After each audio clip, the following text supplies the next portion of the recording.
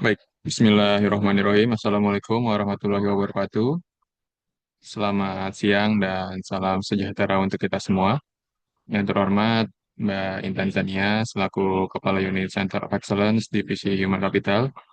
Yang kami banggakan Mas Muhammad Andi Hakim selaku Analis Divisi Human Capital, serta Mbak Oval Salima selaku Analis Divisi Human Capital yang akan menjadi narasumber yang akan melakukan knowledge sharing pada siang hari ini, serta yang berbahagia seluruh rekan-rekan peserta pada agenda knowledge sharing pada siang hari ini. Alhamdulillah, kita dapat berkumpul kembali secara online untuk melaksanakan sharing session yang merupakan tindak lanjut dari self assessment yang telah rekan-rekan lakukan pada Juni lalu, yang harapannya dapat meningkatkan pemahaman dan juga pengetahuan serta pemenuhan aspirasi terkait learning and development dan juga knowledge management. Baik, sebelum kita mulai, baiknya kita berdoa terlebih dahulu agar pelaksanaan agenda pada siang hari ini dapat berjalan dengan lancar. Berdoa dipersilakan.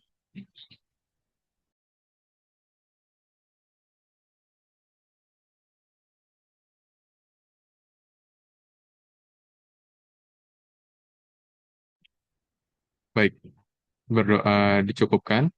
Kita langsung masuk ke agenda inti, yaitu knowledge sharing yang akan dilakukan oleh Mbak Aufa dan juga Mas Andi Hakim mengenai learning development dan juga knowledge management. Kepada Mbak Aufa dan Mas Andi, untuk perhatian waktu 45 menit, kemudian nanti dilanjutkan dengan sesi tanya jawab dan diskusi. Pada Mbak Aufa dan Mas Andi, dipersilakan.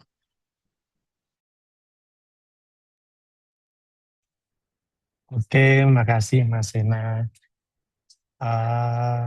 Bismillahirrahmanirrahim. Assalamualaikum warahmatullahi wabarakatuh. Selamat siang teman-teman semua.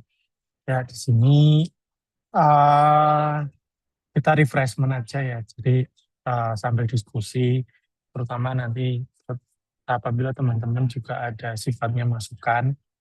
Kalau karena di sini kan kebetulan kita berwarna-warni, teman-teman. Ada yang sudah di HJ lama, ada yang mungkin di HJ di bagian yang lain gitu ya.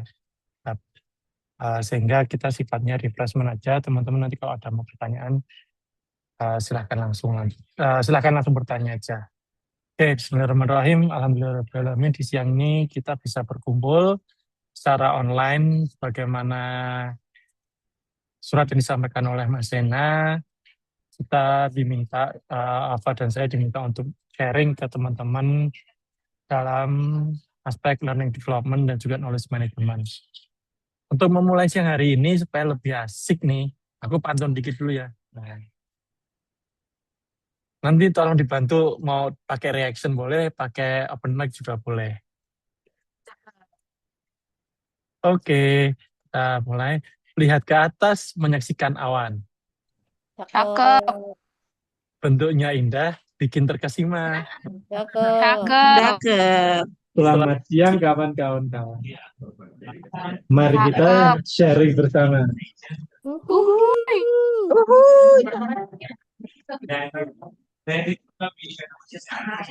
Oke, jadi berbicara kita mengenai learning development and knowledge management. Kalau dulu itu dikenalnya unit ataupun fungsi yang mengelola dalam proses business learning development dan knowledge management itu dikenalnya dengan learning development gitu ya. Nah, namun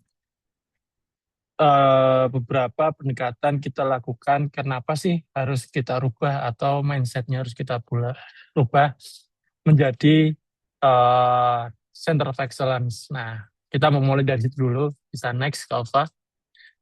Nah, pertanyaannya, kenapa sih kita ataupun suatu organisasi itu membutuhkan adanya proses pembelajaran?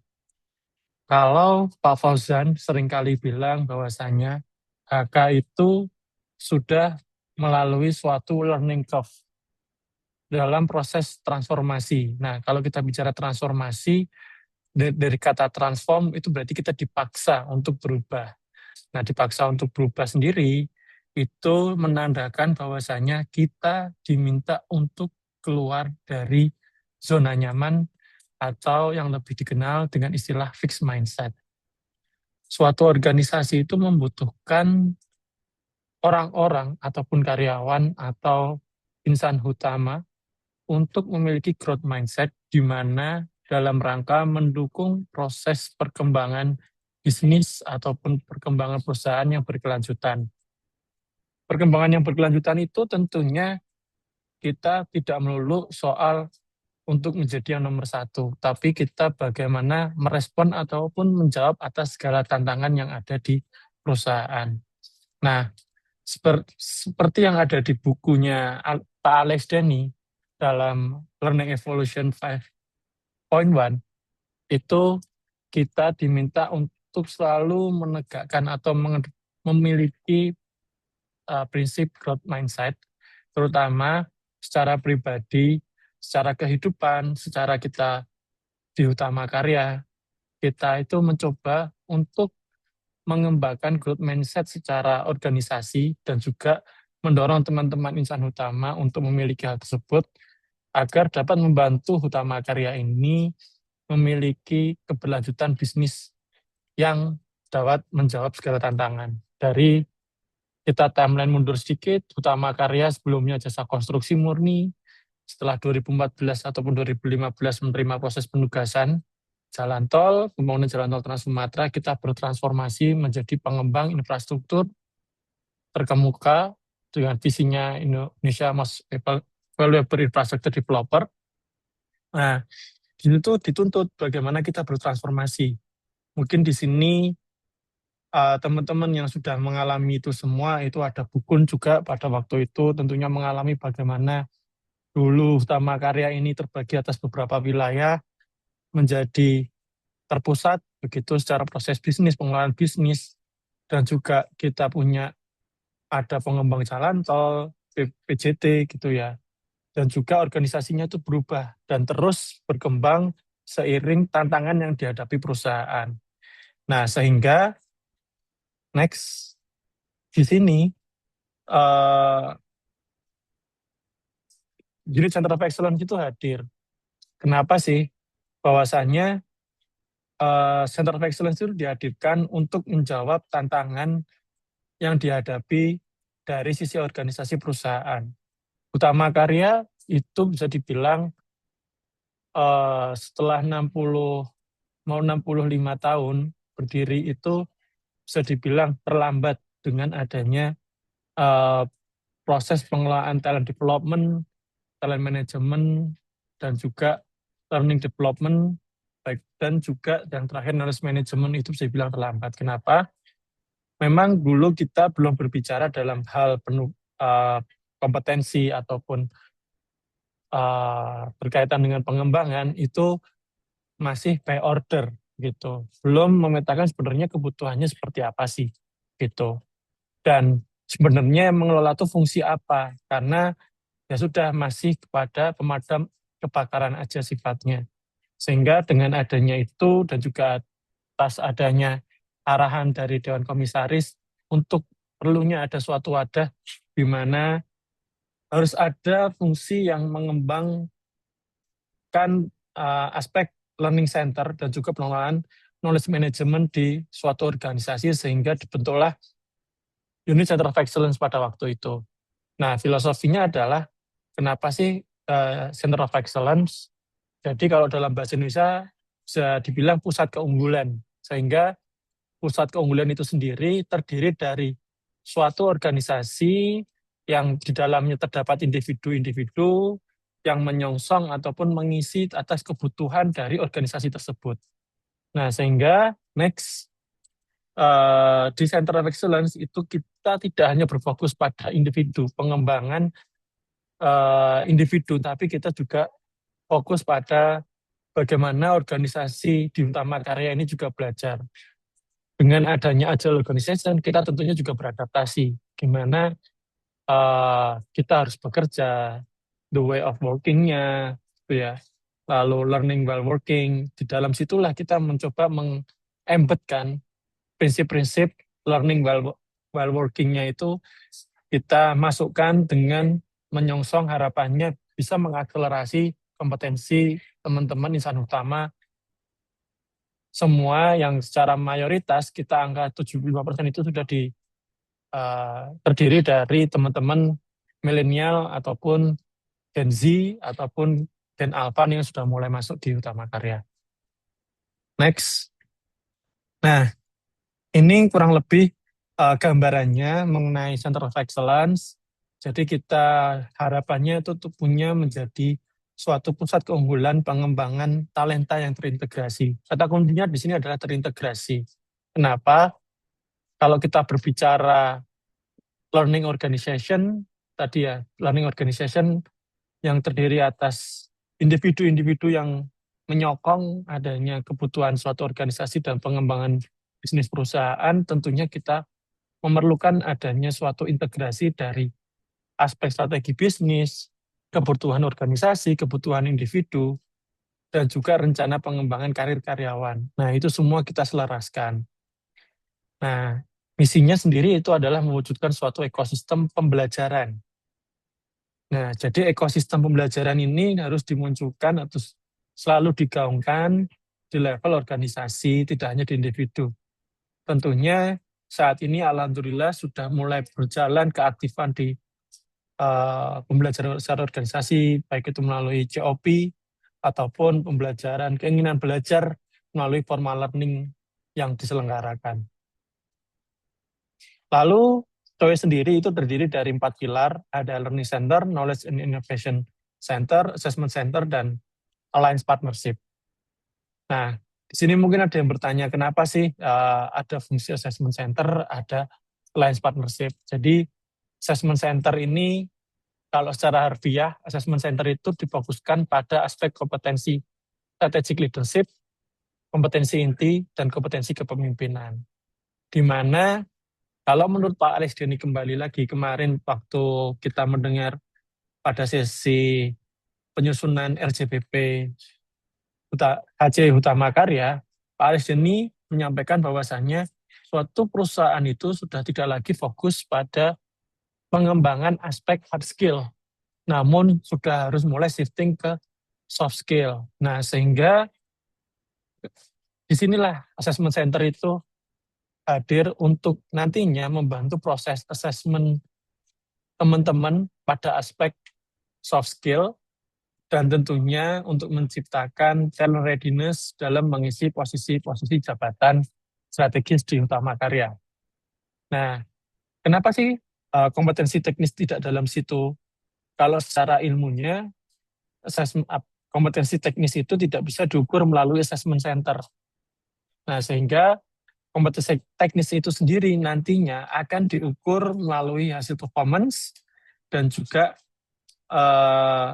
self-assessment yang akan divalidasi melalui aspek coaching. Lalu Alliance Partnership sendiri itu tentunya berfokus dalam mendukung kegiatan ataupun pelaksanaan knowledge management dalam menghimpun ataupun berkolaborasi dengan beberapa lembaga, baik itu lembaga pendidikan ataupun institut yang sifatnya non-profit gitu ya, kayak LSP seperti itu. Dengan di sini harapannya juga kita bisa membangun LSP di lingkungan Utama Karya sendiri melalui pemanfaatan adanya SME-SME di internal kita. Next. Nah, 3 fokus atau 3 aspek yang dikembangkan oleh insan utama tentunya di sini ada 3 aspek. Kami pendekatannya lebih kepada pendekatan apa sih yang harus dimiliki oleh insan utama itu ada 3 aspek. Yang pertama, aspek brain atau olah pikir, tentunya ini diisi melalui pembelajaran-pembelajaran baik itu formal, sosial, dan juga eksperiensial. Lalu olah rasa, kenapa kita perlu juga olah rasanya di sini? Karena teman-teman itu tentunya dalam melaksanakan pekerjaan kita juga masih berbasis pada core value kita, yaitu akhlak, di mana hal itu yang selalu kita kedepankan dan juga aspek integritas yang juga kita harus tekankan. Lalu aspek fisikal di sini juga kita harapkan dapat menunjang performance dari insan utama karena ini salah satu juga menjadi perhatian saat ini dalam employee well-being. Tentunya kesehatan karyawan itu selalu termonitor dengan saat ini bisa dibilang hanya sekitar 25% kalau nggak salah data terakhir itu karyawan di utama karya ini bisa masuk kategori fit. Sisanya fit with not ataupun unfit. Nah, hal inilah tentunya jadi juga perhatian dalam aspek yang dikembangkan untuk insan utama ke depan. Next. Nah, bicara 4 pilar di strategis COE ini atau Center of Excellence, itu ada turunannya teman-teman. Jadi di Learning Center sendiri itu berfokus pada training, education, development, dan certification. Nah, apa sih yang membedakan training atau learning dan juga development tentunya? Nah, di sini secara menurut literatur review, training itu akan berfokus pada performance yang dijabat oleh suatu karyawan pada posisi existing, gitu ya. Jadi kita bicaranya gap kompetensi teknis nih di sini. Jadi misalnya ada kebutuhan contoh untuk organ pengelola risiko. Dalam pemenuhan organ pengelola risiko itu, setiap organ ataupun insan utama yang termasuk dalam organ pengelola risiko harus memenuhi persyaratan yaitu 60 jam learning hour dalam 1 tahun dan juga minimal memiliki 3 sertifikasi terkait manajemen risiko. Nah, itulah yang bisa dibilang termasuk ke dalam aspek training atau learning. Nah, lalu untuk development, kita bicaranya development itu yang akan menunjang perkembangan karir karyawan. Nah, kita bicaranya di sini dapat melalui individual development plan yang saat ini tengah berjalan, ataupun itu mengenai program strategis yang berupa manajemen development program. Nah, di sini manajemen development program itu tentunya bisa menyasar atas kompetensi leadership ataupun teknis yang sudah saat ini ada di Utama Karya. Lalu yang kedua, itu ada Knowledge and Innovation Center, di dalamnya ada proses knowledge management cycle, lalu proses pengolahan buku putih, lalu atau lesson learn, di dalamnya ada retrospect, after action review gitu ya, ataupun peer assist, dan juga ada learning community yang berupa community of practice atau dikenalnya dengan kopi utama. Situ tentunya menjadi suatu wadah bagi teman-teman bisa melakukan sosialisasi mengenai kebijakan, prosedur, ataupun standar-standar menurut ISO ataupun standar lainnya yang digunakan di lingkungan kerja Utama Karya. Dan untuk assessment center dan partnership kurang lebih hampir sama seperti yang tadi kami sudah sampaikan. Next. Nah, ini kami sebutnya ada komponen tadi ada pilar strategis, ini ada komponen pendukung pilar strategis COE itu ada lebih kurang 10, di mana tentunya kesemua ini itu kita gabungkan ke dalam suatu aspek organizational learning dengan keterikatan antara insan utama, atasan, ataupun top level management dalam proses pembelajaran. Tentunya hal ini itu insan utama nggak bisa berdiri sendiri ataupun melakukan semua itu sendiri. Karena tentunya pembelajaran yang baik itu adalah pembelajaran yang dapat berdampak terhadap performance unit kerja dan juga performance perusahaan. Gitu. Jadi kata kuncinya adalah setiap pelaksanaan learning ataupun training itu harus punya ataupun berkolerasi langsung terhadap performance, baik itu secara unit kerja ataupun organisasi perusahaannya. Nah, mungkin kemarin ada teman-teman yang udah ikut juga di sesi KPI yang sudah diisi sama Mbak Dena sama Mas Ican. Sekarang untuk pengelolaan ataupun cascading KPI itu sudah harus menurunkan dari sumber KPI yang dimana rujukannya berada dari KPI bagian atau unit kerjanya, ataupun divisi, ataupun perusahaan. Sehingga dengan adanya proses learning ini, harapannya bisa dapat menunjang pencapaian KPI teman-teman dalam 1 tahun itu, ataupun KPI yang menjadi target pada posisi jabatan saat ini. Gitu. Next. Ini tadi hampir sama, component supporting. Kita next saja, Alfa. Nah, tentunya selain kenapa sih ada 3 aspek tadi yang perlu kita kembangkan bagi insan utama, kita itu sekarang selain terus mendorong untuk pengembangan pada aspek kepemimpinan, strategic leadership, inti, itu kita juga diminta untuk melakukan pendekatan berbasis kompetensi teknis terutama, di mana hal ini juga mendukung adanya HK People Model yang harus ditonjolkan ataupun menjadi identiti seorang insan utama itu seperti apa. Ada 5 aspek dan ini sudah tertuang dalam RJBP, draft RJBP, bukan draft, sorry, dokumen RJBP HK yang lama, di mana terdapat 5 aspek yang menjadi HK People Model. Yang pertama, high integrity dan komitmen. Yang kedua, have a good sense of business. Yang ketiga, highly accountable and reliable with desire to grow together. And yang keempat, mastering in field of expertise in investment, construction, finance, and manufacturing. Jadi pada aspek yang keempat ini kita sudah diminta masing-masing insan utama itu punya suatu keahlian pada bidang tertentu. Dan yang kelima itu mastering the technology for business needs.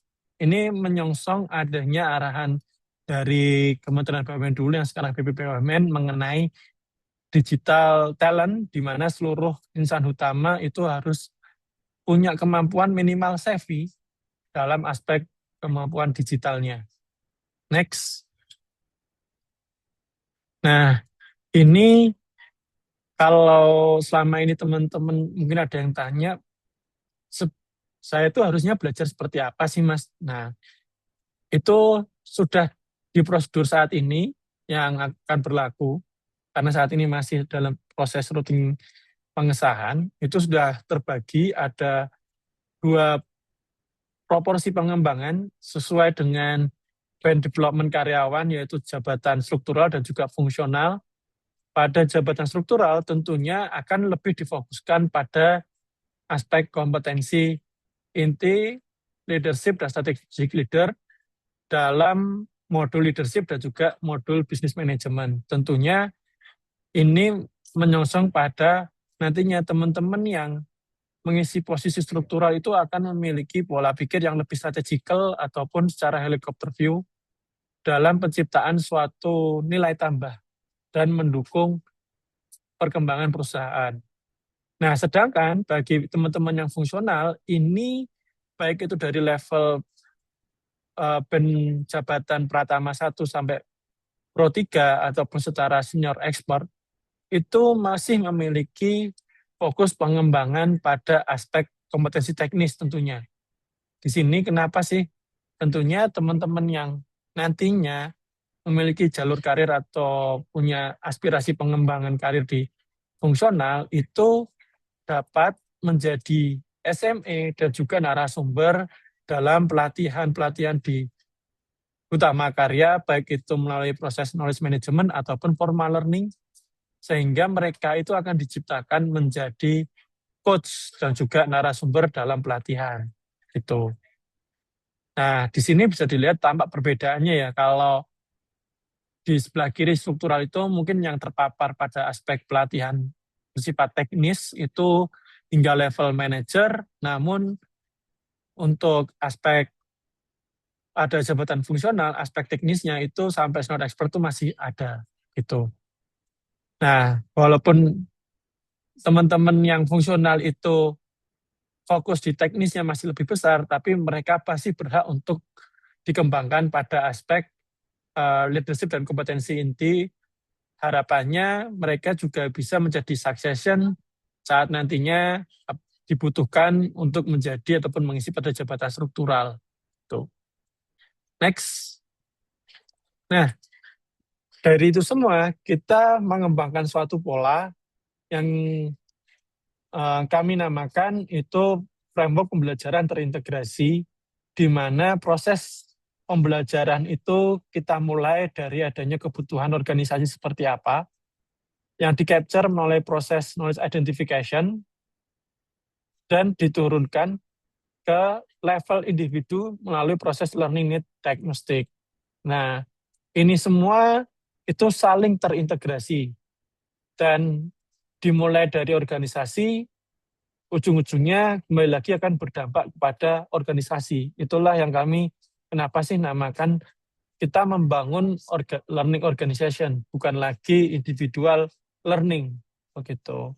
Sehingga dengan adanya proses ini semua itu ada yang namanya, mungkin teman-teman bisa lihat di bawah itu ada namanya knowledge reuse gitu ya. Lalu proses bagaimana knowledge improvement itu akan diukur. Tentunya kalau kita bicara inovasi, knowledge reuse itu bisa jadi adanya dirasa kurang sehingga perlu pengoptimalan lebih lagi, tumbuhlah adanya suatu inovasi atas adanya knowledge saat ini. Sehingga nanti knowledge tersebut terus berputar, diperbaiki secara terus-menerus ataupun nantinya ada pembaharuan gitu. Nah, inilah yang namanya framework pembelajaran terintegrasi. Kita mulai untuk memperdalam pada proses learning need diagnostic terlebih dahulu. Next. Ini next saja. Oke. Tadi dari proses model pembelajaran terintegrasi tadi itu pendekatan yang digunakan tentunya teman-teman mungkin sudah sering dengar ya. Model pembelajaran 70-20-10 sendiri, kita ada susun kurikulumnya ataupun silabusnya seperti apa, dan pembelajaran itu kita sudah mulai tentukan bagaimana formal learning ataupun self learning-nya, social learning dan experiential learning. Ke depan nanti aspek-aspek ini kita akan kembangkan dan kita akan integrasikan dengan standar kompetensi jabatan, sehingga saat nantinya teman-teman punya aspirasi karir atau kapan sih saat saya akan dipromosi, misalnya ada aspirasi untuk promosi, salah satunya hal yang diukur selain adanya masa kerja, masa PG gitu ya, adalah requirement terhadap pembelajarannya dia seperti apa gitu. Nah, nantinya kita semua akan saling terintegrasi dengan harapan pengembangan teman-teman semua. Next. Nah, kita mulai dari aspek tadi learning value chain yang di dalam framework pembelajaran terintegrasi, dimulai dari learning need diagnostic itu. Di situ kita mungkin saat bahasa lamanya teman-teman itu lebih mengenal dengan TNA atau training need analysis ya. Tapi sebenarnya dalam proses learning need diagnostic itu ada 3 aspek nih. Yang pertama, kompetensi analisis. Nah, kita harus mulai dari situ dulu. Kamus kompetensinya seperti apa? Standar kompetensi jabatannya seperti apa? Lalu kurikulum pembelajaran ataupun silabusnya seperti apa? Gitu. Itu harus saling match antara kamus kompetensi dan juga kurikulum pembelajaran. Di mana di sini tentunya dalam kompetensi analisis ini sangat selaras dengan adanya learning focus yang dibutuhkan di organisasi. Kalau tadi teman-teman ingat pada grafik atau framework pembelajaran terintegrasi, kita sudah meng-capture adanya suatu kebutuhan dari organisasi, dari knowledge identification, lalu diturunkan ke dalam proses learning need diagnostic. Disinilah kita mulai menganalisis apa sih yang dibutuhkan dari organisasi melalui aspek kompetensinya, lalu pembelajarannya seperti apa. Lalu kita ada yang namanya juga learning need analysis gitu. Kita melakukan gap, kita melakukan pemetaan pada kompetensi yang dimiliki saat ini. Mungkin teman-teman juga sering mendengar bahwasannya gap kompetensinya mana setiap adanya audit ataupun pemetaan kebutuhan trainingnya itu seperti apa sih gitu. Nah, itu semua kita harus petakan berdasarkan gap.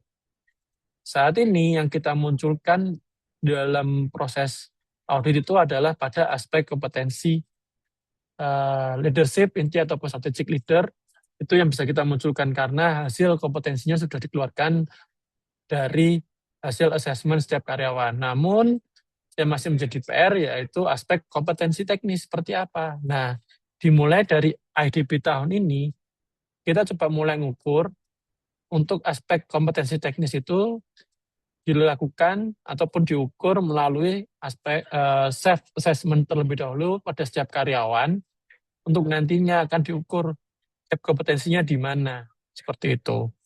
Nah, ini apabila proses ini sudah firm, bisa dibilang proses dalam IDP ini pemetaan gap kompetensinya masih bersifat trial 80-90%. Nah, jika memang ini sudah nantinya sudah firm dan berjalan dengan baik, akan kita validasi ke SME.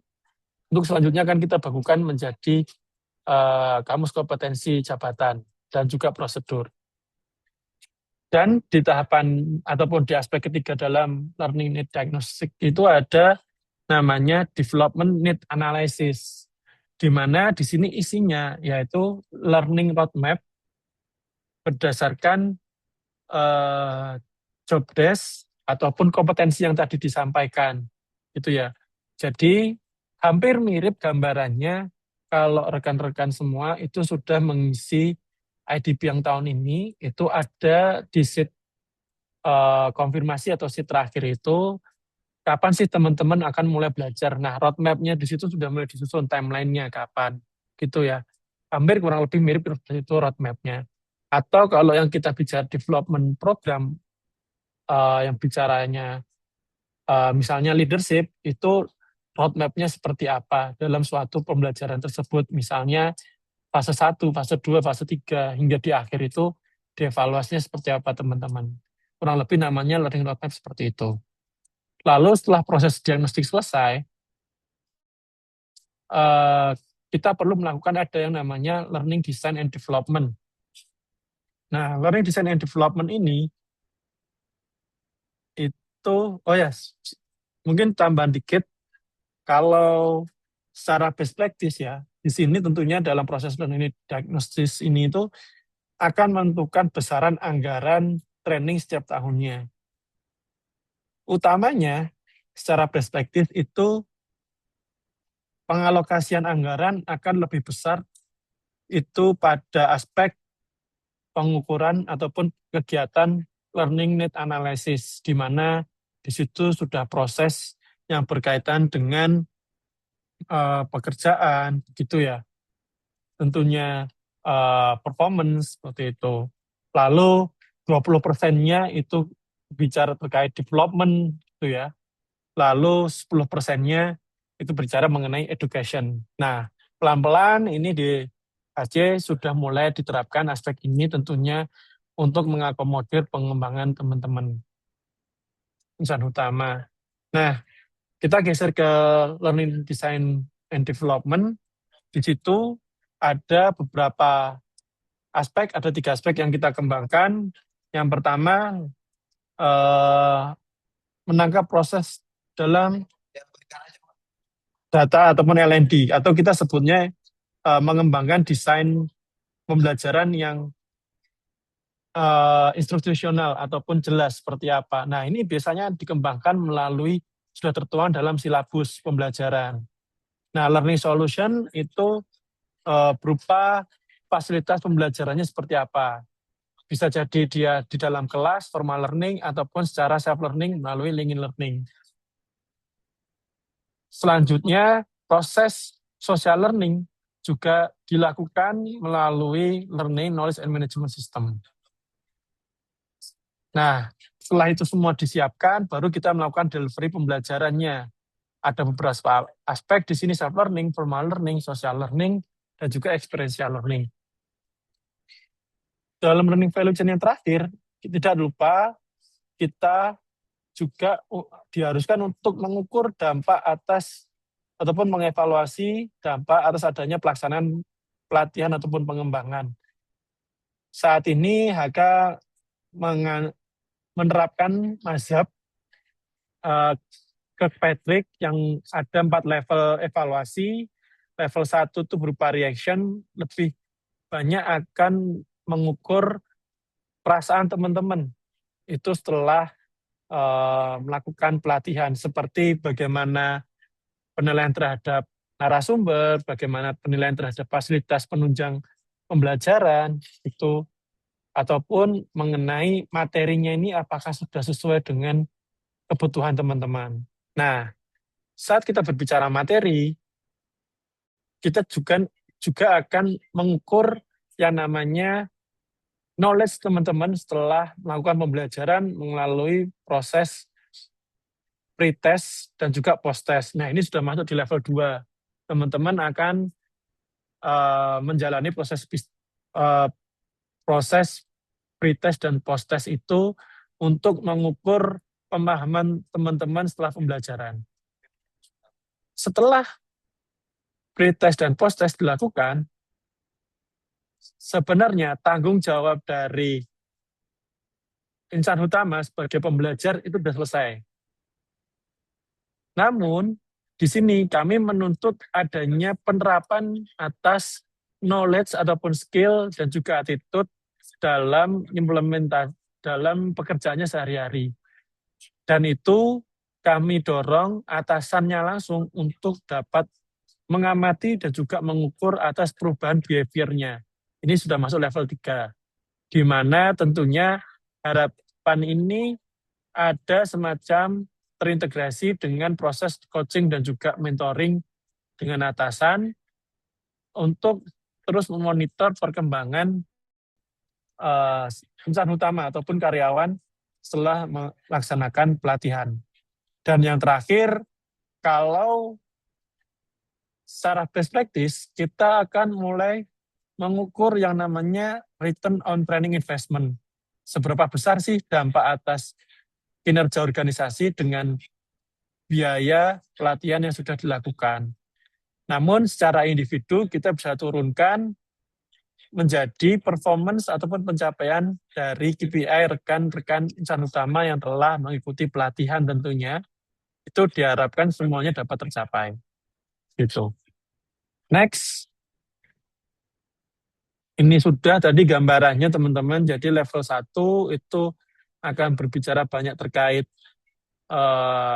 evaluasi pelaksanaan pembelajaran. Level 2 itu post-test, pre-test, post-test, ataupun kuis dan hikmah pembelajaran. Level 3 itu akan dievaluasi atasan. Level 4 baru pencapaian KPI dan juga kinerja perusahaan, ataupun return on training investment. Next, kita akan masuk mulai ke social learning yang akan disampaikan oleh Kak Alfa. Terima kasih Mas Andi. Baik teman-teman semuanya, terima kasih sudah hadir. Jadi tadi ya sudah disampaikan sama Mas Andi gitu ya terkait learning development dan apa sih kaitannya gitu dengan knowledge management gitu ya antara learning development atau model integrated learning model dan juga KM gitu. Nah, sebenarnya balik lagi itu ya perusahaan bukan hanya berkewajiban gitu ya untuk menciptakan fasilitas atau menciptakan culture untuk integrated learning, tapi juga harus mengelola pengetahuan gitu yang ada di perusahaan dan juga apa yang ada di kepala kita semua gitu sebagai karyawan. Nah, mungkin sedikit kita mengulas ini adalah global brands gitu ya, top gitu ya. Dari tahun ke tahun kita melihat ternyata ada shifting gitu ya dari perusahaan manufaktur yang ternyata ke sini-sini dia yang menjadi top brand itu adalah perusahaan yang berbasis teknologi ekosistem dan mungkin sekarang beralih juga ke AI gitu ya, mungkin ada ChatGPT, Cloud gitu ya, Gemini dan sebagainya. Jadi kita melihat bahwa bagaimana pentingnya pengetahuan gitu ya dan teknologi serta inovasi untuk perusahaan seperti itu. Nah, sebenarnya pengetahuan itu apa sih gitu ya? Pengetahuan itu hasil olahan informasi gitu yang digabungkan dengan pengalaman, nilai, kontekstual. Nah, kita mungkin teman-teman juga mengetahui terkait knowledge piramid gitu ya. Ada data, informasi, knowledge, hingga yang paling atas itu wisdom. Kalau data itu ya memang fakta mentah gitu ya, hanya tercacah gitu satu satu satu, nggak ada konteksnya, ya udah emang cuman apa data terkait tanah, terus curah hujan gitu, ada berapa pekerja dan sebagainya. Lalu abis itu ada informasi gimana setelah itu data diolah dan juga diberi konteks gitu. Ternyata tanah bergerak 5 cm nih dalam 2 hari kalau misalnya curah hujannya sekian gitu. Nah, knowledge itu lebih tinggi lagi gimana informasi digabungkan dengan pengalaman gitu.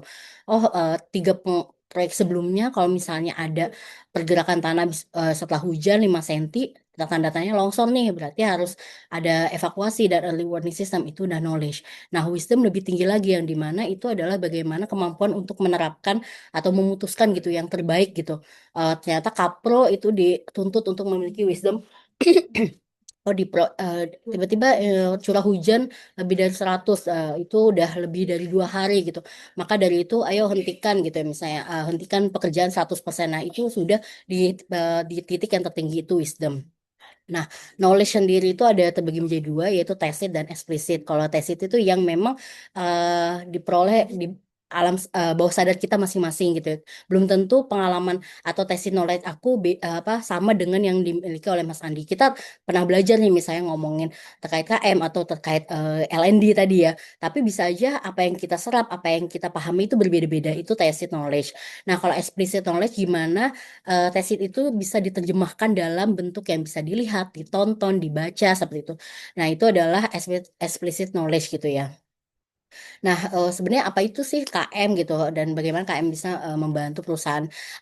Banyak orang yang memiliki persepsi bahwa KM itu hanya sekedar KMS gitu, hanya sistem atau platform yang mengunggah pengetahuan aja atau materi pelatihan aja atau misalnya mengunggah SOP aja, tapi ternyata beyond that gitu maksudnya. Kami itu adalah rangkaian proses identifikasi, mengatur, menyimpan, menyebarkan pengetahuan yang ada dalam perusahaan gitu untuk pada akhirnya apa sih ya, untuk meningkatkan efisiensi, produktivitas dan juga pastinya mendorong inovasi seperti itu. Nah, tadi Mas Andi juga cerita ya terkait organization learning atau learning organization di mana bagaimana sih proses pembelajaran siklus gitu ya dari pertama bagaimana individu tadi ya. Ya, individu itu kan pasti masing-masing punya pengetahuan, pengalaman, eh, apa interpretasi yang sendiri gitu ya, masing-masing sendiri. Nah, itu kita sharing gitu. Kayak gini contohnya ya, individu ada yang di kepala alfa gitu ya, lalu di sharing ke teman-teman semua grup gitu ya. Misalnya ada Bukun gitu ya, Bukun nanti ngobrol lagi sharing nih ke Mbak Griti atau misalnya tim HC yang ada di PJT. Nah, itu menjadi salah satu kolektif knowledge gitu yang dimiliki oleh tim dan grup. Nah, bagaimana hal tersebut harus di capture dan didokumentasikan atau disimpan gitu ya dalam sebuah eh, misalnya ternyata dari pengetahuan tersebut bisa menjadi eh, perbaikan gitu SOP, IK gitu misalnya, atau bisa juga jadi modul training atau pembelajaran bagi insan utama yang lainnya lebih besar seperti itu. Nah, itu dijadikan explicit knowledge. Nah, balik lagi tadi siklus. Misalnya itu sudah dijadikan ini ya, misalnya materi pembelajaran atau misalnya jadi video knowledge sharing, itu kan nanti akan ditonton, dibaca oleh masing-masing individu insan utama. Nah, itu terus merupakan siklus yang tidak putus seperti itu. Nah, manfaatnya apa aja sih? Yaitu tadi harapannya dengan bagaimana kita mengcapture permasalahan atau lesson learned, misalnya di proyek gitu atau aktivitas ya, kita akhirnya mencegah dari mengulangi kesalahan, atau bisa aja kita mengefektifkan biaya pelatihan gitu yang seharusnya misalnya eh, kayak gini kan, misalnya kita mengirimkan gitu 20 teman-teman HC untuk pelatihan di PPM terkait knowledge management dan juga training. Nah, sebenarnya cara kayak gini bisa juga salah satu dengan knowledge sharing gitu ya, sebagai salah satu cara untuk mengefektifkan atau mengurangi dari biaya pelatihan itu. Sama juga seperti kopi gitu kan, itu kan kompetensi teknis apalagi critical knowledge area kita kan. Jadi nggak harus kirim pelatihan terkait BIM, sedangkan di kita ada kopi terkait digital construction. Nah, itu salah satu manfaat dari KM itu sendiri. adanya pengetahuan perusahaan, adaptasi tadi ya, balik lagi terkait bagaimana adaptasi apa perusahaan-perusahaan gitu terhadap perubahan yang ada. Lalu pencarian pengetahuan pengetahuan dan juga kesuksesan bisa menular gitu atau bisa terjadi lagi di proyek serupa misalnya. Nah, apa sih resiko pada akhirnya kalau misalnya sebuah perusahaan itu tidak mengimplementasi KM? Itu tadi tidak ada apa kita tidak fokus pada organization learning pada itu tadi kalau misalnya kita contohnya kita ada proyek gitu ya.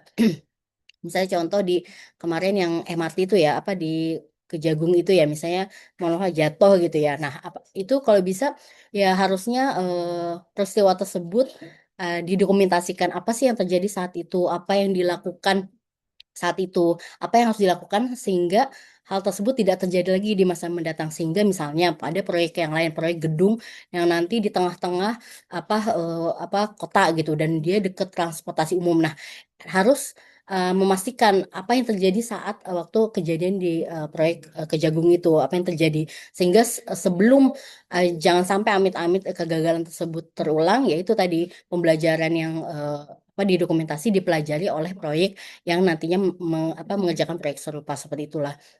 Itu adalah tadi ya harapannya KM itu bisa membantu kita gitu ya proyek atau aktivitas atau proses bisnis yang kita laksanakan.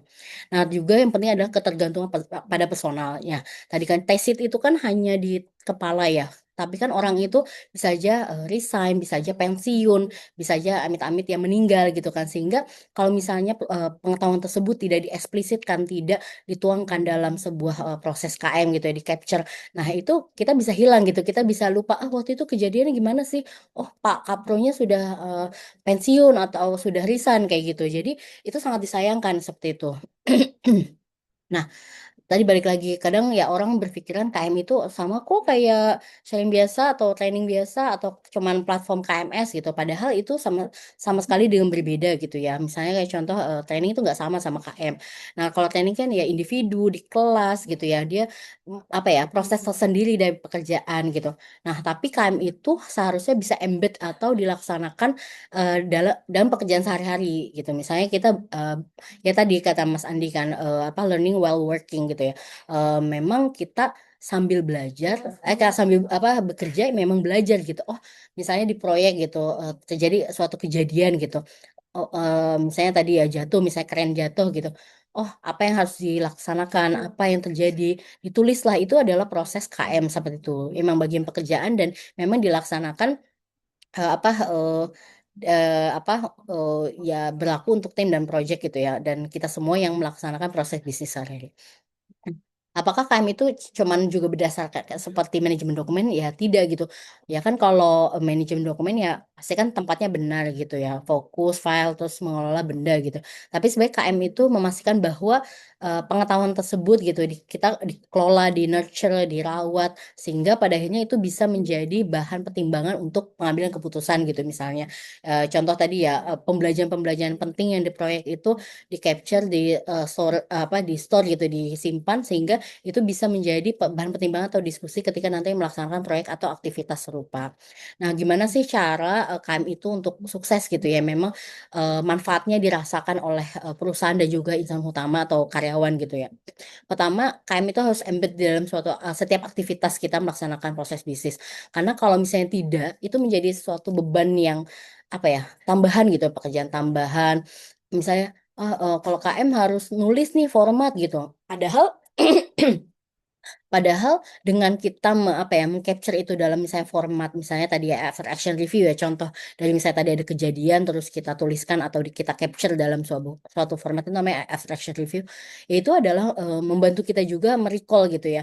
Dan juga apa mengcapture bahwa pengetahuan atau pembelajaran apa sih yang harus apa ya kita pelajari gitu bukan hanya untuk diri kita gitu sebagai pelaku misalnya sebagai PIP tapi juga untuk pembelajaran bagi proyek atau calon-calon kapro di masa mendatang atau insan utama yang nanti akan belajar gitu ya secara umum seperti itu. Nah, yang kedua adalah KM itu bukan hanya sebenarnya adalah tanggung jawab HC, tapi memang harus didukung penuh gitu ya apalagi top manajemen dan juga pihak-pihak yaitu HC gitu ya. Yang kedua IT karena mereka mau mensupport platform KMS-nya, terus divisi operasi, proyek luas cabang karena memang mereka adalah core bisnis kita kan, karena KM itu kan tergantung critical knowledge area kita gitu. Kalau kalau gimana caranya perusahaan bisa bertahan gitu, bisa nanti apa ya, tidak kehilangan pengetahuan di 5 tahun yang lalu, 10 tahun yang lalu gitu. Yaitu adalah ujung tombaknya adalah divisi operasi dan juga ada di proyek luas dan cabang harus mengcapture pengetahuan yang ada di proyek luas dan cabang. Lalu juga ada divisi corporate planning, yaitu mereka bisa membantu misalnya, oh kita ke depan mau fokus nih ke bisnis yang mana gitu. Sorry. Eh, nah, mereka bisa memberikan insight ke kita apa yang harus dilakukan atau dipersiapkan dari saat ini gitu untuk menunjang 5 atau 10 tahun fokus di masa HK di masa mendatang seperti itu. Ada juga divisi PBI yang dia bisa mungkin juga membantu peluang-peluang bisnis yang bisa muncul gitu ya dari pengetahuan-pengetahuan yang dimiliki. Lalu Korkom ya mereka akan membantu secara sosialisasi, publikasi dan change manajemennya juga. Nah, sebenarnya tadi KM itu beyond dari KMS gitu, bahwa sebenarnya mereka ada framework ada atau proses yang terstruktur gitu. Ada people-nya, orang-orangnya, SMI, KM agent, officer, dan terutama adalah knowledge worker kita sendiri. Setiap karyawan perusahaan atau di HK itu adalah knowledge worker. Dia ya pekerja yang memiliki pengetahuan. Nah, itulah yang dikelola, itu yang penting people. Yang kedua adalah teknologi, ada KMS atau Academy Hits yang membantu atau mensupport gitu ya fasilitas untuk proses KM gitu ya.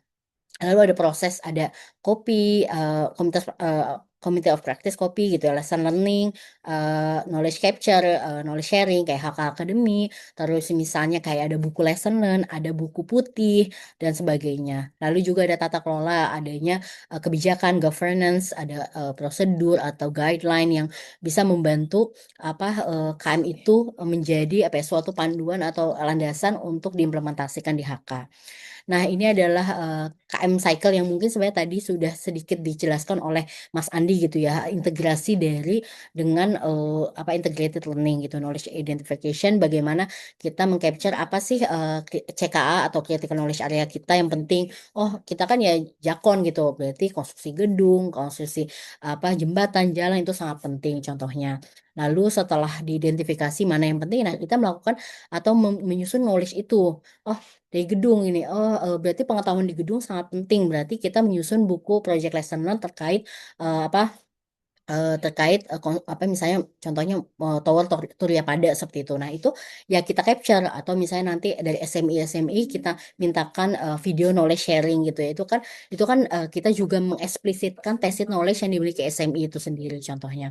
Lalu kalau sudah disusun ya kita taruh atau kita simpan gitu di Akademi Hits sehingga bisa diakses oleh orang banyak. Lalu di knowledge sharing ya nggak hanya disimpan aja tapi ya tetap harus di knowledge sharing atau dikomunikasikan sehingga teman-teman insan utama yang lain bisa belajar lebih banyak melalui tadi ya forum-forum knowledge sharing tadi, kopi, HK Academy kayak gitu. Nah, selain itu, nah setelah dipelajari oleh teman-teman insan utama gitu ya, nah itu knowledge itu di reuse. Oh, apalagi misalnya tadi ya contohnya misalnya contoh pengetahuan dari tower Surya Pada gitu. Nah, teman-teman PIP atau misalnya teman-teman kapro atau calon kapro di bidang konstruksi gedung kan bisa belajar gitu. Oh, nanti kalau misalnya menyusun tower yang serupa dengan Surya Pada harus lebih hati-hati terhadap ini risikonya ini seperti itu. Nah, selanjutnya juga misalnya ketika dia menerapkan gitu, ketika ditugaskan di proyek serupa, itu tadi ada knowledge learning. Itu proses knowledge learning adalah kita belajar dari satu siklus proyek atau aktivitas bisnis. Nggak hanya di proyek ya, tapi bisa juga sepanjang kita melakukan proses bisnis. Nah, ada learning before, learning during, dan juga after. Contohnya kayak kalau itu per assist gitu sebelum pelaksanaan proyek, apa yang perlu dibahas, risiko apa yang mungkin muncul dan sebagainya, apa yang perlu diperhatikan sebagainya. Lalu tadi after action review, contohnya misalnya tadi selama pekerjaan misalnya 2 tahun melaksanakan proyek, ada kejadian-kejadian yang seharusnya nggak terjadi ya. Contoh misalnya keren jatuh dan sebagainya itu harus didokumentasikan gitu pembelajarannya apa yang harus diperhatikan, apa yang harusnya dilakukan sehingga hal tersebut tidak terjadi bahkan. Nah, selanjutnya kalau proyek udah selesai berarti kan mereka menyusun retrospek atau buku putih seperti itu. Nah, itu menjadi knowledge improvement biar bisa di capture misalnya melalui SOP, terus misalnya perbaikan IK ataupun bisa menjadi implementasi inovasi. Nah, itu balik lagi menjadi siklus yang sangat komprehensif seperti itu. Nah, mungkin sekilas gitu ya knowledge KMDHK gitu ya dari sekitar kita mengimplementasikan 2019-2020 memang ada up and down, tapi untuk saat ini kita sudah memiliki untuk people ada 64 subject matter expert, ada KM agent officer, terus ada anggota kopi utama. Terus untuk prosesnya kita sudah melaksanakan banyak ada 14 bidang kopi utama, terus diskusi juga sudah banyak, ada juga buku project lesson note sudah 3, OTW 4. Lalu hak akademi sudah sekarang udah ratusan totalnya dan juga banyak yang lainnya seperti itu. Ini tata kelola yang kita miliki dan juga hits atau akademi yang sudah kita miliki juga untuk membantu proses dalam KM. Mungkin dari aku sekian, monggo Mas Andi.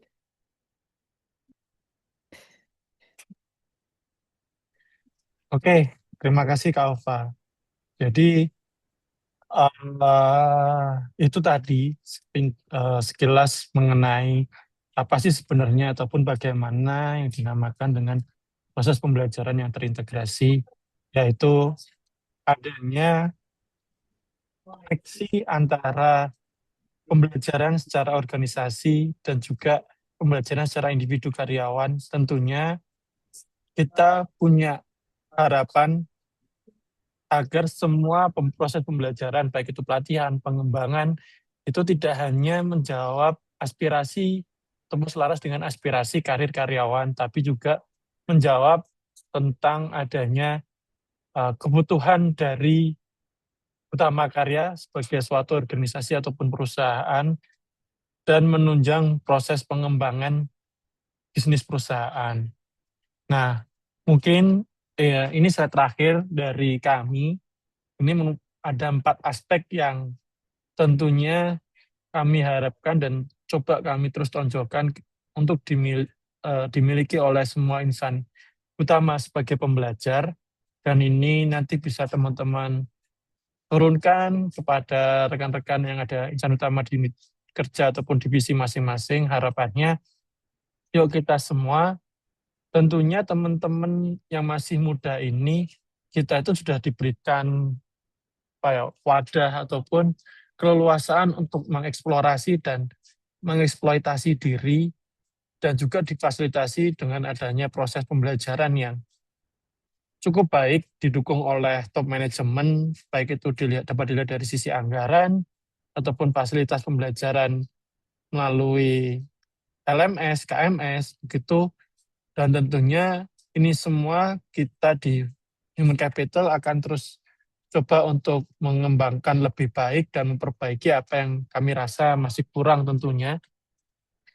Dan 4 aspek ini yang kami coba terus tonjolkan, baik itu dari aspek mental, people-nya dulu. Tentunya bagaimana people ini punya suatu keresahan, punya suatu keinginan untuk terus berkembang, lalu bagaimana untuk menjawab segala perubahan dan tantangan tadi. Tentunya kalau bisa kita tidak lagi ada bahasa transformasi, kalau transformasi itu kan dipaksa, tapi kita harus mampu menginisiasi atas adanya suatu perubahan itu, lalu itu semua nanti berdampak kepada hasil kinerja ataupun result, dan juga kesiapan mental teman-teman untuk terus membantu perusahaan ini berkembang. Nah, 4 aspek inilah yang kami harapkan dimiliki oleh seluruh insan utama sebagai pembelajar dan mendukung proses pembelajaran di organisasi utama karya ini. Itu saja dari kami. Kurang lebihnya kami mohon maaf.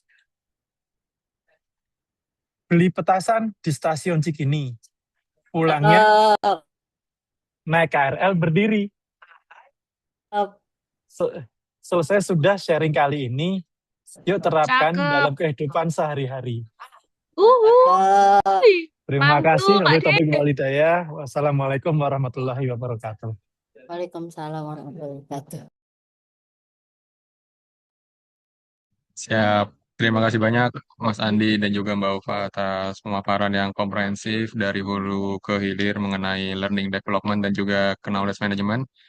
Kita masuk ke agenda selanjutnya yaitu diskusi dan tanya jawab. Silakan kepada teman-teman semua apabila ada yang ingin ditanyakan kepada Mas Andi dan juga Mbak Ufa. Atau mungkin ada penjelasan-penjelasan yang disampaikan tadi kecepatan dan masih kurang paham. Silakan disampaikan.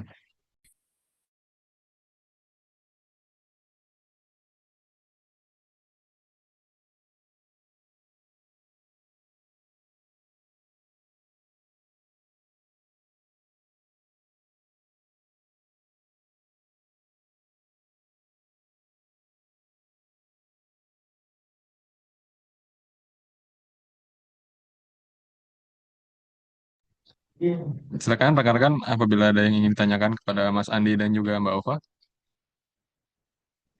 atau pengen ngebales pantunnya Mas Andi tadi juga dipersilakan.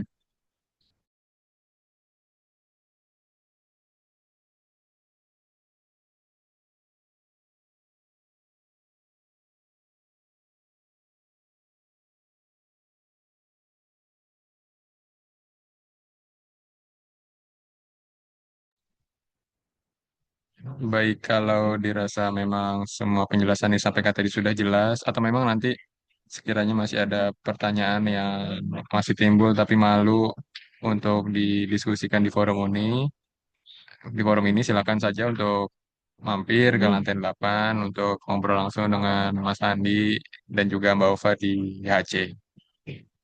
Kurang lebih seperti itu, Ibu, Mas, dan Mbak semua yang hadir pada hari ini. Mungkin Mbak Ufa ada pantun penutup atau nggak ada? Oh, IDB. Kan Sabrina. Oke, ada. Misi Oke, Eh, oke. Dua apa satu nih? bebas, bebas. Tiga. Iya. Enggak ya. Oke. Siang hari enaknya makan bihun. Cakep. Sekalian nonton film sampai tamat. Cakep. Walau sudah penghujung tahun, mari kita semua tetap semangat. Uh, Mantap. lagi, Satu lagi, lagi, lagi, lagi. lagi. Lagi Mbak Ufa, lagi. Terakhir ya. Terus. Sampai Lihat jam 5 Ridwan Mbak sama Ufa. Tuh dulu. Lihat Ridwan sama Aura kasih. Cakep. Cukup sekian dan terima kasih. Terlalu Mbak. Oke, siap. Terus sekali lagi terima kasih banyak Mbak Ufa dan juga Mas Andi. Sebelum kita tutup, mungkin bagi rekan-rekan yang masih off-cam, mohon untuk dinyalakan terlebih dahulu. Kita foto bersama terlebih dahulu. Tapi ini kita ini mana nggak di Gmail. Di Gmail ya? Ayo, yang masih off-cam, Oh, kita mau. kita foto terlebih dahulu. Satu, dua, tiga. Oke, satu kali lagi. Satu, dua, tiga. Baik, sekali lagi terima kasih banyak Mas Andi dan juga Mbak Ufa yang telah menjadi narasumber pada agenda knowledge sharing pada siang hari ini mengenai learning development dan juga knowledge management. Terima kasih juga kepada Ibu, Mas, dan Mbak semua yang telah hadir pada agenda siang hari ini. Izin agenda kami tutup. Mohon maaf atas segala kekurangan. Wabillahi taufiq wal hidayah. Wassalamualaikum warahmatullahi wabarakatuh. Waalaikumsalam warahmatullahi wabarakatuh.